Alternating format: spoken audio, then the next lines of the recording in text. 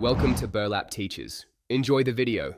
You start by confirming key prerequisites: device model, OS version, and that you've updated system software and apps.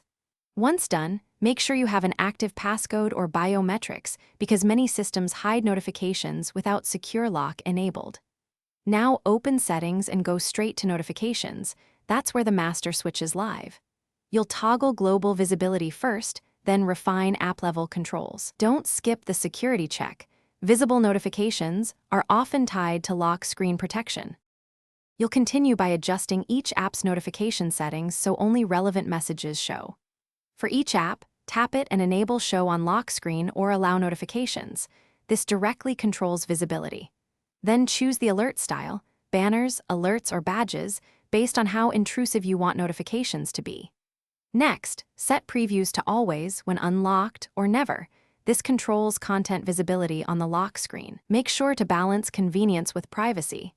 Tighter preview settings hide message text while still finish by checking global interrupter settings.